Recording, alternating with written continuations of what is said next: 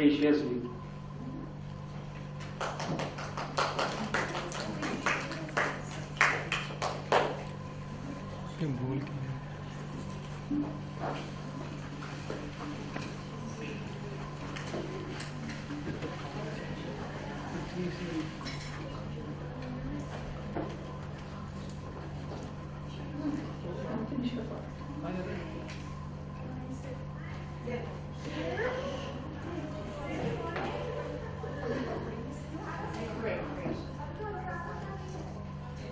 Discovering who you are today is the first step to being who you will be tomorrow.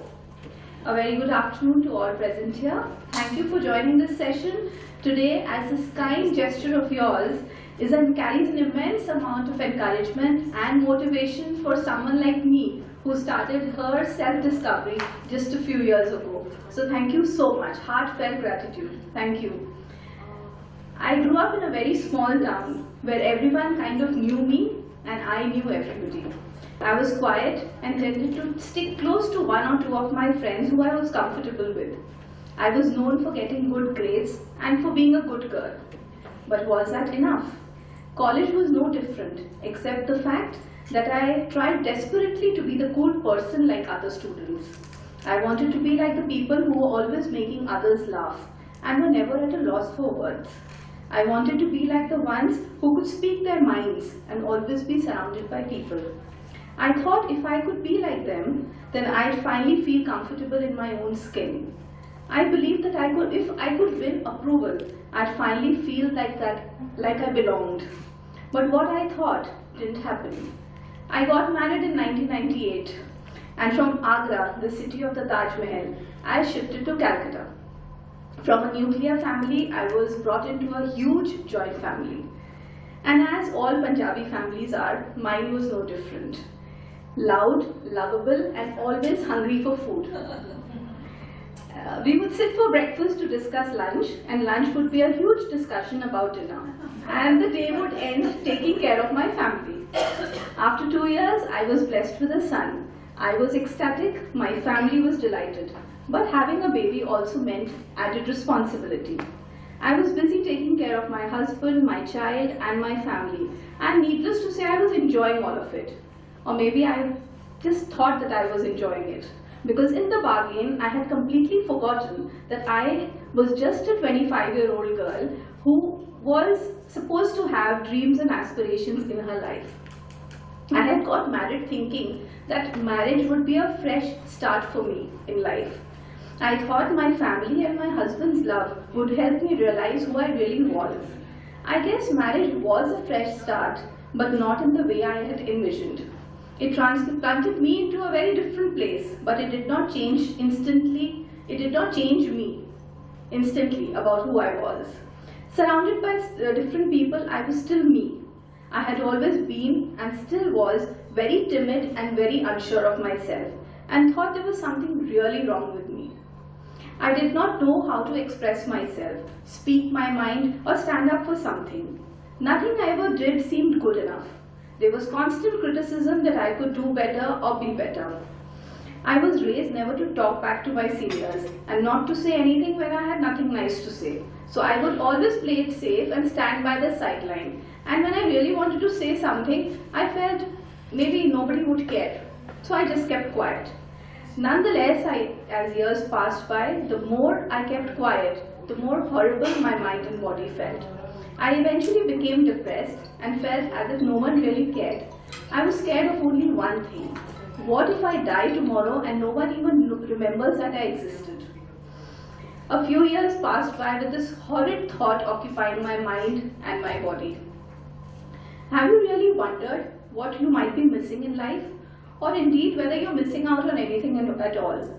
I certainly have. The years I just spoke about made me feel aimless, purposeless, and worthless. That was the time in my life where I didn't know up from down, left from right.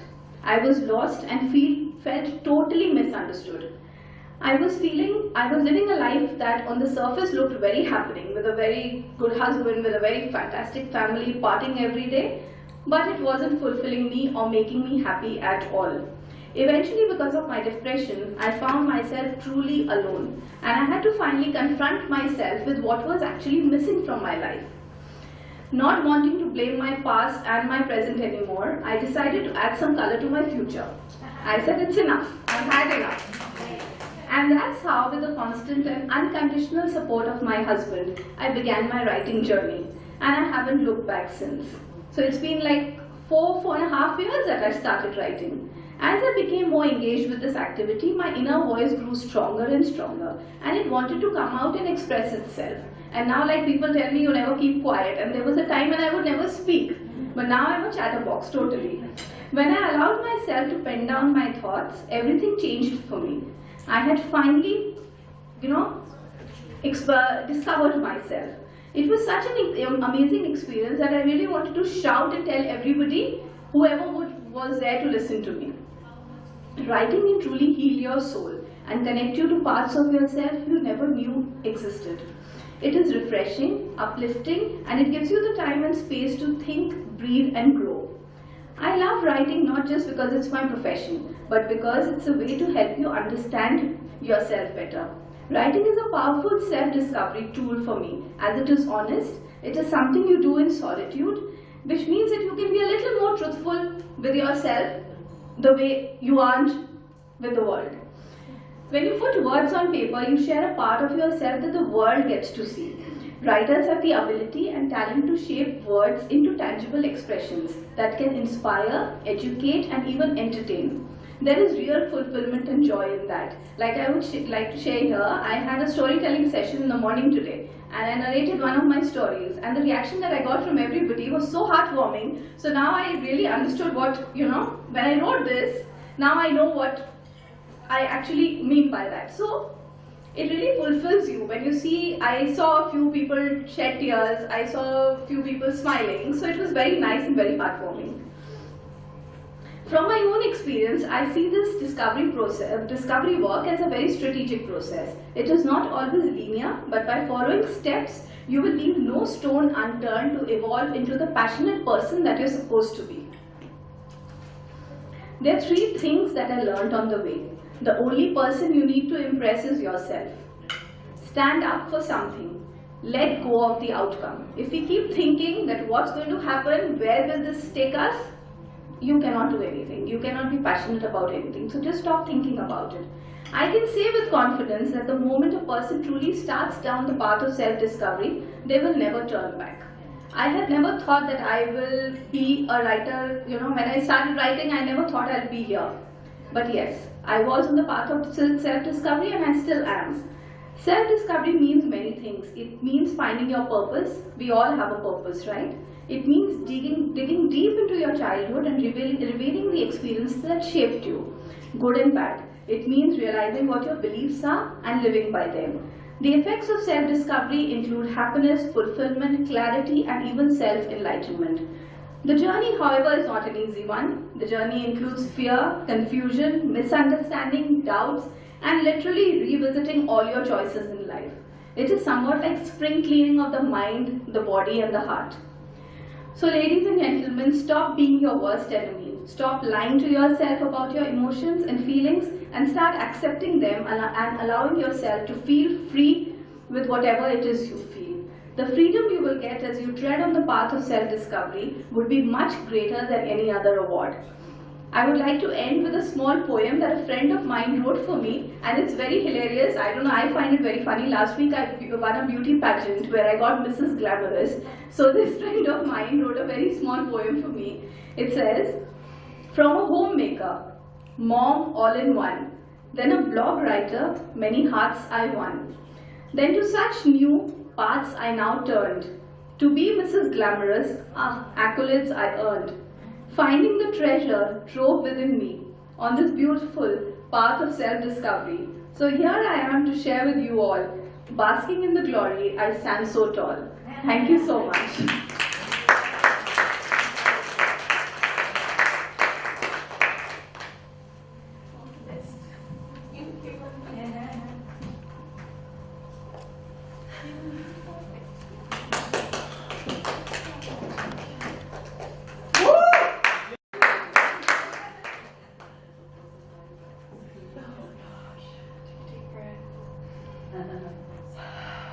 The fear is real here. If I could have my way, I'd be out the door right this minute.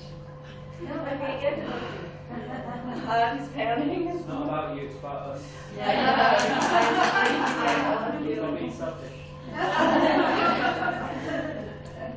The journey to self-discovery has been, I think, for me, for 2 years. Yes. Thank you. The last 6 months has been the catapult to my journey of self-discovery. That is when my mentor, who's sitting here with me, said to me, would you like to go to India? No, I would like you to come to India with me and speak. And I just went, yes, this is for me. My mentor said to me, I believe in you. Those words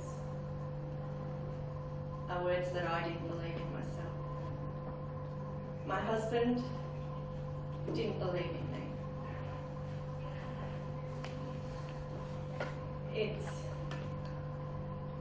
I'm sorry. It's okay. This journey of self-discovery for me has taken me from being this quiet, fearful person to a person who is able to stand here now in front of you all and speak from my heart.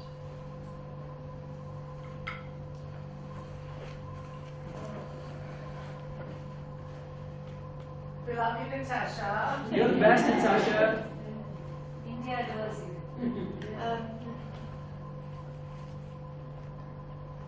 It's so I'm trying to get out of my head and get back into my heart, my space. I can share with you a story about me. At 7 years of age, I was abused by my mother's boyfriend. When I decided to tell her, she didn't believe me. It was no, ain't no ain't.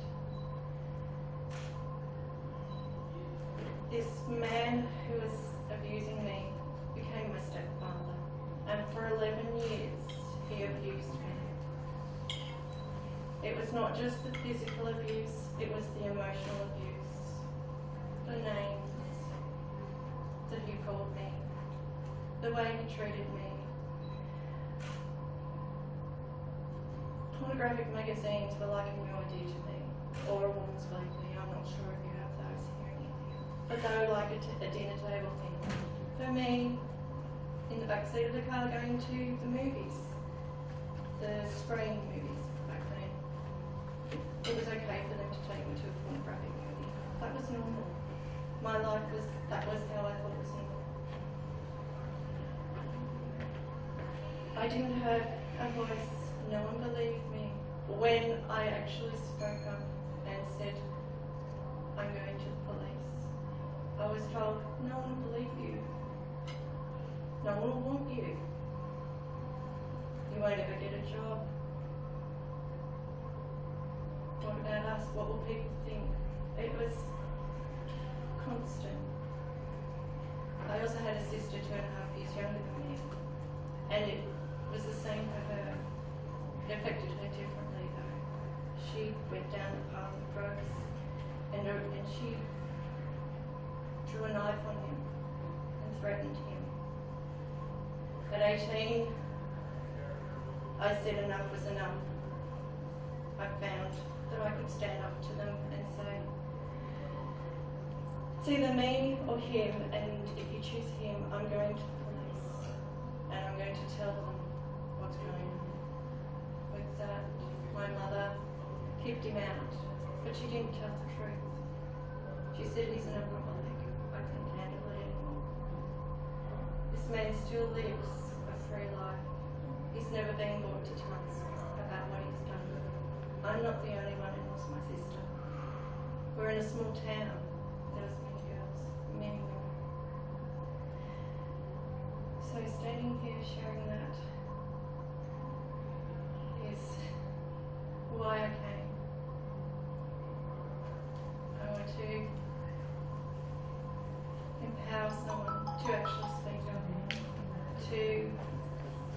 share, to be able to have the confidence and the courage to tell, even though no one believes you some of them. Yeah. I can't do it. Thank you for listening.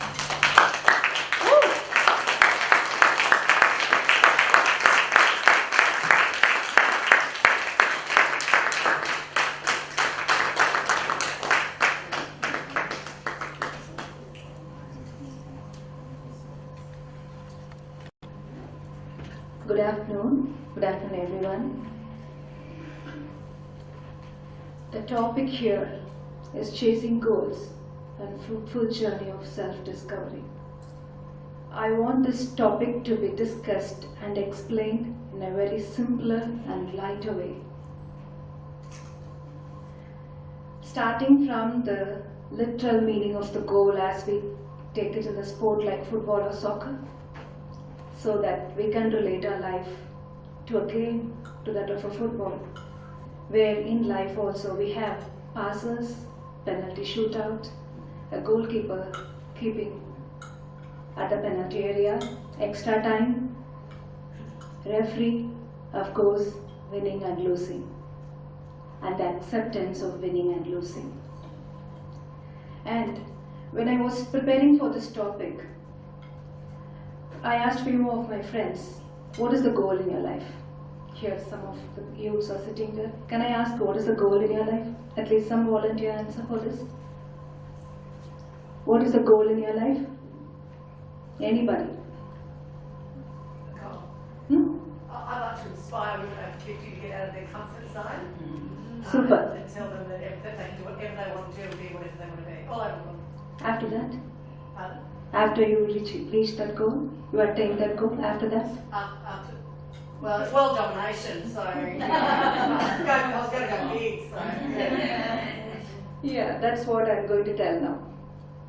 See, when I was asking what is the goal in your life, few of the friends came out with, I have career goals, financial goals, mental goals, spiritual goals, personality development goals. Oh my God, I asked, what is the goal in your life? You're saying, you're listing types of goals. Is there something called types of goals? That time, I came across something called Maslow's hierarchy of needs that deals with a pyramid. I think most of you know, with a base and the tip of the pyramid. It claims two needs, higher need and a lower needs, three lower needs from the base, which talk about the food and shelter, safety, love and belonging, self-esteem, and the tip which occupies a very small space is self-actualization, which means self-discovery. So I can say, if we are struggling at the lower needs itself, the time taken or time we take to reach the tip of the pyramid is very lengthier. Most of us, we take the lower needs as granted. So it doesn't mean that we can reach the tip very easily. No. The necessity, the circumstances, and the situations in life, they decide the length of the tip of the pyramid to reach the self-discovery. So, I was doing my applied psychology. The first day of the class, orientation day, the principal came and asked me, to the crowd, to all the students individually, why have you chosen this subject? Everybody were answering, I want to be a psychotherapist, I want to be a psychologist, I want to do service to the mentally challenged person, this, that. When my turn came, I was wondering what I am going to tell because I really don't know the answer. I was thinking what I am going to do. So I said, I want to know what I am doing. I really don't know that time the impact that it had when I answered this. In the course of time, when I was doing that course, I came across something called self-discipline, self-control, self-mastery. So the self-control and self-discipline is something, or the pillars for the self-mastery. And the self-mastery is the major itinerary for self-discovery. The self-discipline and self-control doesn't come just like that. It requires a lot of perseverance, and mental and emotional labors. You have to be numb to so many stimulations that disturb your peace and mental equilibrium. In that way, in one of the classes, the guide came and asked me, "Who are you?" I said, "I am Sri Lakshmi." "Okay, then." "I am so and so's daughter, I am so and so's wife, and so and so daughter-in-law, and so mother of so and so." "Okay, then what are you? Who are you? What are you doing here?" "Oh, I am doing this course." "No, okay, I am doing this course. Who are you?" Finally, I said, "I am a human being." "Yes, you are a human being. That everybody know. Do you know what are the duties of human being?" Then everybody came with answers like reverence for life, work tirelessly, be a citizen of the earth, and have a dream. This again is a second version of Maslow's hierarchy of needs. So, what I am doing. Then in the end of the course, I realized what I know, what I don't know, and what I want and what I don't want. This is something I have to realize, not the other third person coming and telling me, "Oh, you're not looking good in this, and you don't know this." No, I should know what I know and what I don't know. It is very important, and what I want and what I don't want. So this is what I realized in the course of time. And basically, I am a bachelor's in chemistry. And then I had a post-graduation in computer application. I got married. I had no education at all after that. I tried my hands in music, like instrumental music in Veena. And after that I did bachelor's in music, master's in music. At the end of it, I tried my hands with law, LLB. LLB. Ultimate is, after I finished my LLB, I started teaching Veena. I started teaching classes and I have few students. When I was teaching to the students, I learned the basics of music that time. Then only I realized, only now I know what are the things in the basic lessons of music, though I have learned the masters in music. There the self-discovery started. It's something, not an extraordinary person is not something who has a lot of talents or something, no. He's an ordinary person with extraordinary perseverance. That's what I want to tell. And the other side of the self-discovery has something called, it's a sovereign science, and we have been put up on this earth to know who are we, and that is the birthright of every human being. Because we believe that something is controlled, a central force, even the scientists believe. Albert Einstein says, the most profound and beautiful emotion in life is a sensation of mystical. So, we can say, learning who you are is something turning the invisible to visible. Everybody have one problem, same problem. The answer to that question is, we get disconnected with the core. We always believe we search everything outside. When all the maladies lies within, the solution for the maladies also lies within.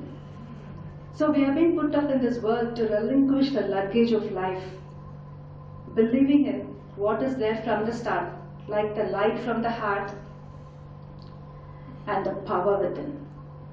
So I believe we relish and enjoy, whether it is good or bad, accept it and move on, such that we enjoy every moment of life in the journey of self-discovery.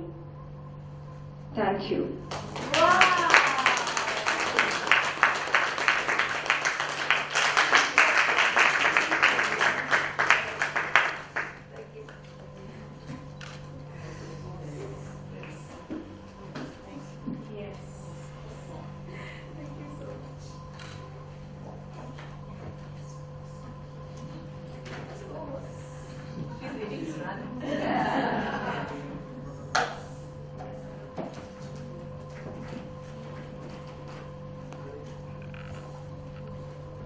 Let's come closer.